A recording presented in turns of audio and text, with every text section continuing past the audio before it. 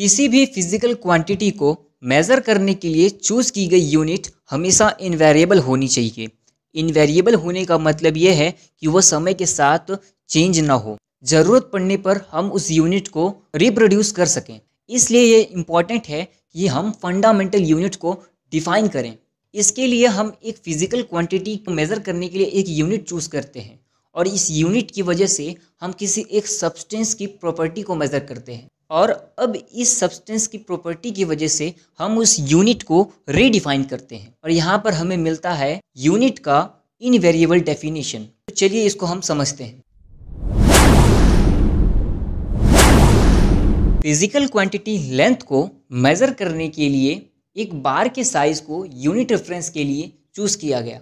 इस बार के स्टार्टिंग और एंडिंग पे 2 मार्क होते हैं और इन दोनों मार्क के बीच के डिस्टेंस को ही हम 1 मीटर कहते हैं। लेकिन यह रेफरेंस रिप्रोड्यूसिबल नहीं है, क्योंकि यदि यह यूनिट या रेफरेंस गायब हो जाता है तब हमें 1 मीटर रिप्रोड्यूस करने में प्रॉब्लम होगी। तो इसलिए इसे वेल डिफाइन करना आवश्यक है।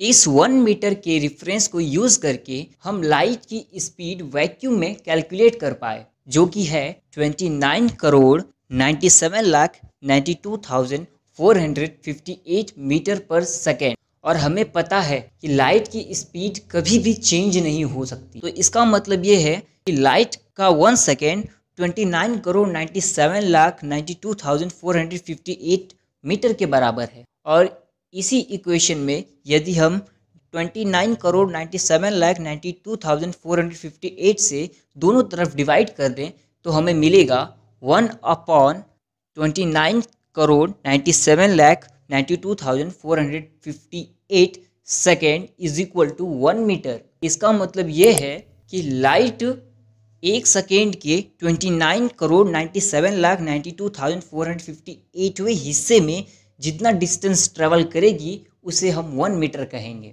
चूँकि लाइट की स्पीड कभी भी चेंज नहीं हो सकती, इसलिए ये यूनिट वेल डिफाइंड हो गया है। मास को मेज़र करने के लिए इरिडियम प्लैटिनियम के एलॉय के मास को यूनिट रेफरेंस के रूप में चूज़ किया गया और इसी रेफरेंस को हम 1 किलोग्राम कहते हैं। लेकिन यह नोटिस किया गया कि माइक्रो पार्टिकल्स के साथ इस एलॉय का रिएक्शन होता है, जिसकी वजह से इस एलॉय का मास चेंज होता है। इसलिए किलोग्राम को वेल डिफाइंड करना इम्पॉर्टेंट है।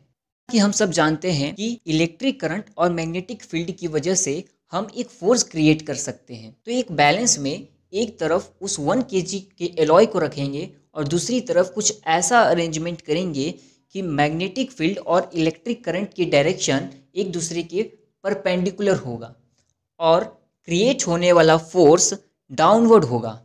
जैसे जैसे हम इलेक्ट्रिक करंट को बढ़ाते जाएंगे वैसे वैसे उस फोर्स की मैग्नीट्यूड भी बढ़ती जाएगी और एक टाइम ऐसा आएगा कि वो फोर्स उस 1 किलोग्राम के एलॉय को बैलेंस करने के लिए सफिशिएंट होगा।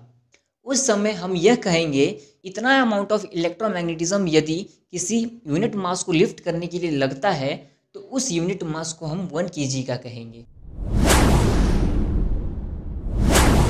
फिजिकल क्वांटिटी टाइम को मेज़र करने के लिए हम क्लॉक का प्रयोग करते हैं और क्लॉक वाइब्रेशन के ऊपर वर्क करता है। जैसे यदि आपकी heart beat 72 times per minute fix है तो हम यह कह सकते हैं जब आपका हार्ट 72 टाइम्स बीट करेगा तब हम उसे 1 मिनट कहेंगे। सेम फंक्शन क्लॉक में भी होता है।